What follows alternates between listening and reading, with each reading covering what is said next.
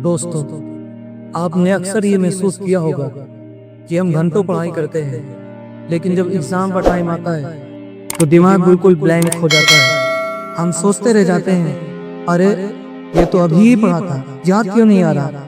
असल में पढ़ना और याद रखना दोनों अलग चीजें होती हैं। पढ़ना सिर्फ जानकारी को आंखों से देखना और दिमाग तक पहुंचाना है, लेकिन याद रखना मतलब उस जानकारी को दिमाग की गहराई में स्टोर करना, ताकि जरूरत पड़ने पर आसानी से बाहर निकाला जा सके।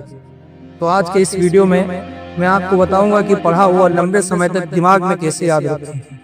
और दोस्तों, अगर आप इस वीडियो को अंत तक देखते हैं तो मैं गारंटी देता हूं कि पढ़ाई आपके लिए मुश्किल नहीं बल्कि मजेदार हो जाएगी, और जो आप याद करेंगे वो आपके दिमाग में बैठ जाएगा। तो चलिए शुरू करते हैं। सबसे पहले बात करते हैं एक बेहद पावरफुल टेक्निक की, जिसका नाम है एक्टिव रिकॉल। ज्यादातर स्टूडेंट्स जब पढ़ाई करते हैं तो वो किताब खोलकर लाइन बाय लाइन पढ़ते जाते हैं। कुछ लोग तो हाईलाइट भी करते हैं, नोट्स बनाते हैं, लेकिन असली दिक्कत तब होती है जब किताब बंद करके पूछो अभी क्या पढ़ा, तो 80% स्टूडेंट्स चुप हो जाते हैं। यही सबसे बड़ी समस्या है, क्योंकि हमारा दिमाग सिर्फ पढ़कर जानकारी को हमेशा के लिए स्टोर नहीं करता, बल्कि दिमाग चाहता है कि हम उस जानकारी को रिकॉल करें, यानी बार बार निकाल कर टेस्ट करें।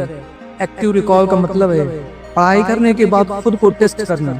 मान लीजिए आपने साइंस का कोई चैप्टर पढ़ा, किताब बंद कीजिए और खुद से सवाल कीजिए, कोशिश कीजिए बिना देखे जवाब देने की।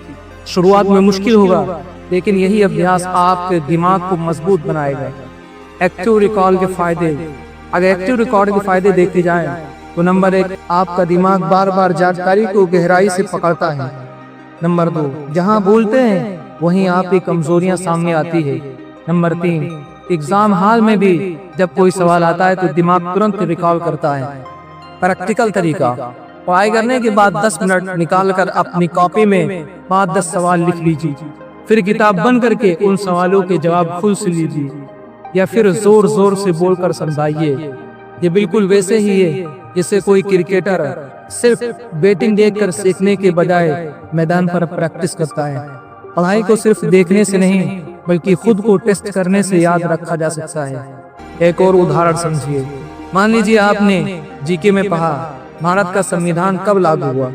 अब किताब बंद करके तुरंत बोलिए 26 जनवरी 1950। अगर भूल गए तो दोबारा देखिए और फिर बोलिए।